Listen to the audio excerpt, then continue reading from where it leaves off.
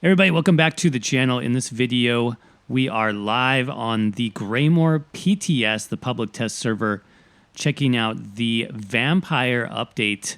In this video, I want to go over the new Vampire Ultimate, as well as the active and passive abilities for the Vampire skill line. I want to show you the animations, all the tooltip values, and then discuss where each skill is at, in my opinion. So let's go ahead and jump right into our ultimate ability. The base morph is called Blood Scion. Transform into a monstrous creature of the night, instantly healing you to full health. While transformed, your max health, magicka, and stamina is increased by 10,000, and you heal for 15% of all the damage you deal, and you can see enemies through walls.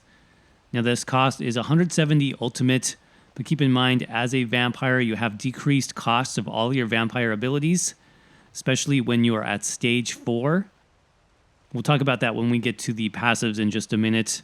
Also note this is currently bugged. It has a 1 day long duration currently on the PTS. At least that's what the buff lasts for, even though the transformation won't last as long. So let's go ahead and check out the animation just for the base morph, the Blood Scion. Looks like this. The appearance does change whether or not you are a male or female. I am a female in this case. Here you go, we can see we can do damage, and we are healed every time we do damage as well. Our first morph is Swarming Scion, so taking the old school Bat Swarm and putting this together with the Blood Scion. Bats swarm around you and shred enemies that come close, dealing magic damage every 1 second. Let's go ahead and check that out. So you can see the swarming bats around me. They're doing damage over time to the skeleton. Remember, I'm also getting healed back. And then I have the same 10,000 stat boost, as well as the instant heal from this morph.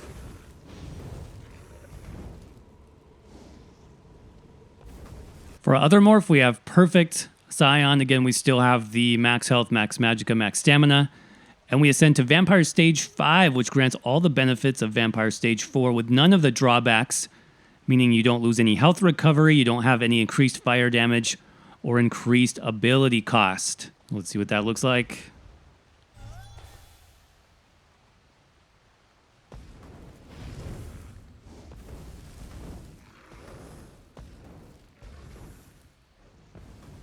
Let's jump into the regular active skills next, starting off with our first skill, Eviscerate. Rend an enemy dealing magic damage, deals up to 50% more damage based on your missing health. So we can see this is a melee ability.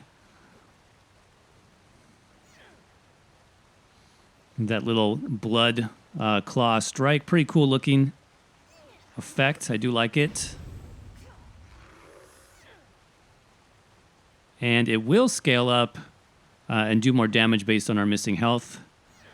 So the lower my health, the more damage you can see that is doing.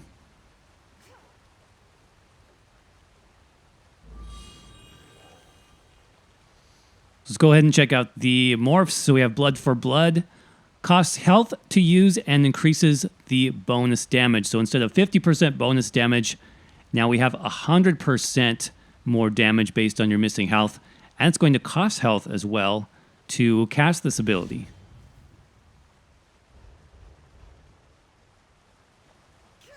So let's look at that. You can see each cast is hitting for more damage because I am losing more health all at the same time. The other morph is called Arterial Burst. Will always be a critical strike if you cast it while under half health. Has the same bonuses from the base morph, and it does cost magicka instead of health. Let's go ahead and check that. So you can see it's doing consistent damage there. I'm going to go ahead and get myself down to less than half health.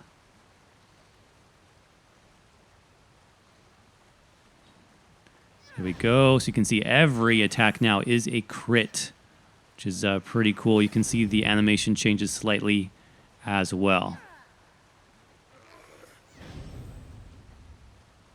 Our next ability is Blood Frenzy. Allows your monster's appetite to take hold, increasing your weapon and spell damage by 630. This is a toggle.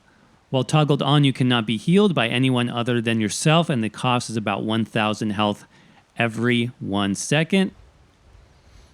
You can see how that looks there.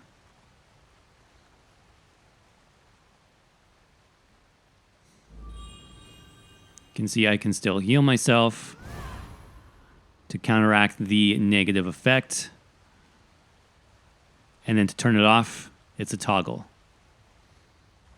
For our morphs, we have Simmering Frenzy. The bonus and cost increase the longer it remains toggled on. This is up to a maximum of 100%.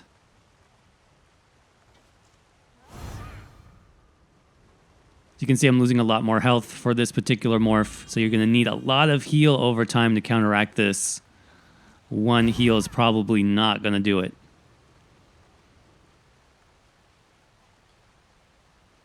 Our other morph is called Sated Fury. When you toggle this ability off, you heal for 33% of the total health cost you spent while it was toggled on. So you get a little mini burst heal when you turn this ability off. So let's go ahead and see that. There, the toggle is active. Go ahead and let it run for a little bit more, get down below 50%. Turn it off, and there's my little mini heal that comes back. Next ability is called Vampiric Drain. Siphon away your enemy's vitality, dealing magic damage and healing you for 23% of your missing health every 1 second for 3 seconds. So magic damage and heals. Here's what the base morph looks like.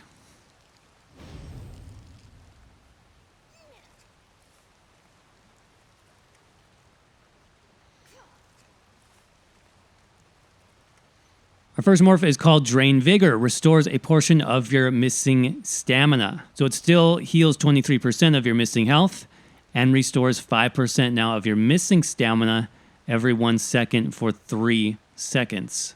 So to see this, I'll need to drain my stamina a little bit. Let's go ahead and do that. Here's what this looks like. You can see my stamina is being restored at the same time. It does have a different visual effect also. Pretty neat looking.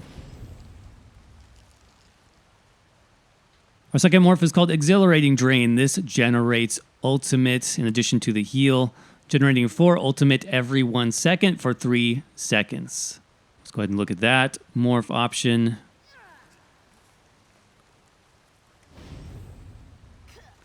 So it is starting at 0, it looks like. So instead of being 12 ultimate, it looks like each cast is giving me 16 total ultimate there.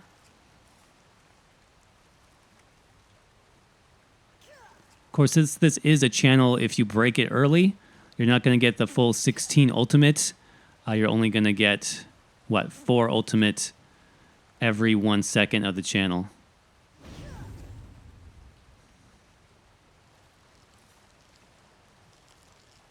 Our next ability is called Mesmerize. Subdue enemies in front of you with a baleful gaze, stunning them for 5 seconds. If they are facing your direction, the stun cannot be blocked. We won't see that on our target dummy, but you can just kind of see the effect there. It does go in the direction that you're facing, so it is a conal stun in front of you.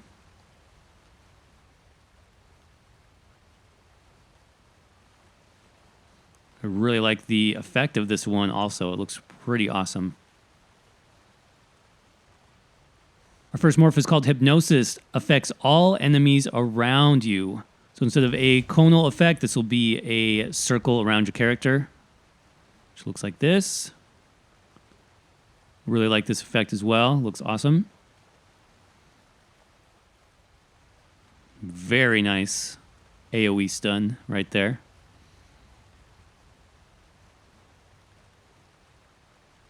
Our second morph is called Stupefy. Enemies are snared after the stun ends. This is a 50% movement speed snare for 5 seconds. Again, this is just the conal stun in front of you, so it will have that same effect, but again, it's going to stun and then snare after the stun wears off. So our last regular ability is going to be the classic Mist form. Dissolve into a dark mist, reducing your damage taken by 75% for as long as you maintain the channel. So instead of, I think it was 3 to 4 second duration on the live server currently, this is now a toggle. Again, you can channel this for as long as you have Magicka. Entering this form removes and grants immunity to all disabling and immobilization effects, but you cannot be healed and your Magicka recovery is disabled. So pretty similar to the old Mist form. Let's go ahead and see what that looks like. There you go. And again, this is on as long as I keep the toggle on, so you can have this on for quite a long time based on your Magicka pool. And then doing anything else, blocking, roll dodging, trying to cast another ability, that's going to break the Mist form for you. For morphs, we have Elusive Mist, increases your movement speed. So same thing as before, but now you also have Major Expedition, increasing your movement speed by 30% as long as you maintain the channel. Here's what that looks like. It's a little bit faster. Same damage reduction, same channeled effect. Second morph is called Blood Mist. Deals damage to enemies around you and heals you for the damage caused.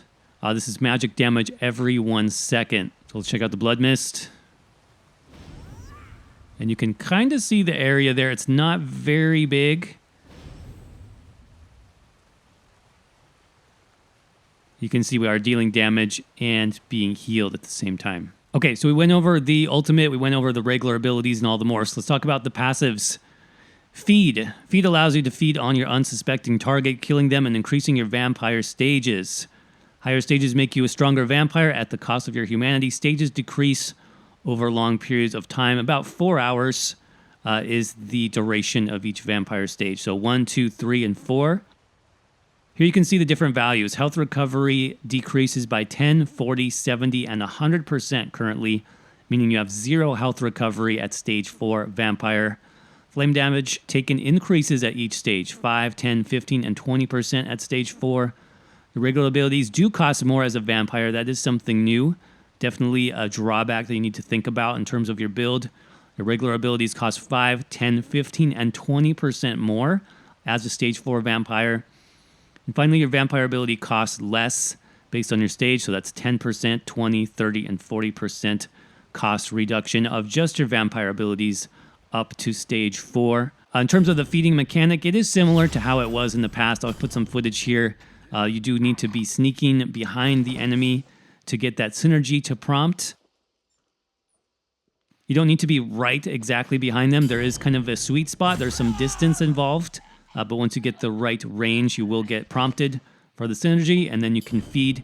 Each time you feed increases your stage by 1 level. So from stage 1 to 2, 2 to 3, and 3 to 4. Moving on, Dark Stalker. Not much has changed here, and ignores the movement speed penalty of sneak and decreases the time it takes to enter sneak by 50%.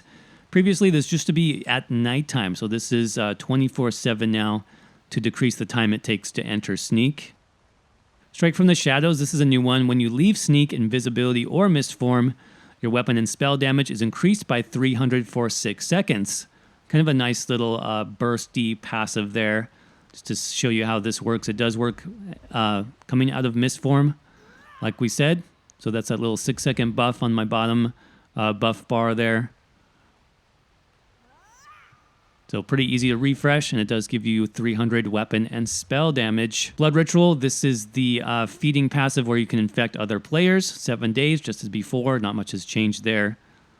Undeath, very similar to how it was in the past. Now you must be Vampire Stage 3 or higher, and this reduces your damage taken by up to 30% based on your missing health.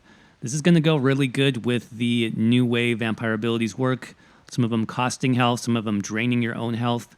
You're going to be taking less damage overall thanks to the Undeath passive. And finally, let's talk about the last passive, Unnatural Movement. This is Vampire Stage 4 only. Reduces the cost of sprint by 50%, which is really good. And not only that, if you continuously sprint for 3 seconds, you automatically become invisible. So let me show you how that works, and then let's talk about it. So let's go ahead and turn on sprint. Again, about 3 seconds. You can see now I am hidden. It happened automatically. I didn't have to do anything. Now, as soon as I stop sprinting, I'm going to appear again instantly. So basically, as soon as you try to do something else, like enter sneak or do a roll dodge, cast a skill, anything, you're going to appear again. But a lot of people were curious about that timer. It is 3 seconds at max rank, though it does start off at 6 seconds, so something to keep in mind. But really, really strong passive, both for Magicka and Stamina classes, especially when you think about the potential of PvP, escaping from other players. That is a very strong passive. But with that said, I think we looked at all the skills, all the passives, and the ultimate, everything we wanted to see, including the morphs. Tooltips, let me know if you guys have any questions at all in the comments section below. I'll do my best to answer those. And also let me know what you think of the skills, what you think of the ultimate and the passives. Are you happy with how this turned out, or do you think this still needs some tweaking?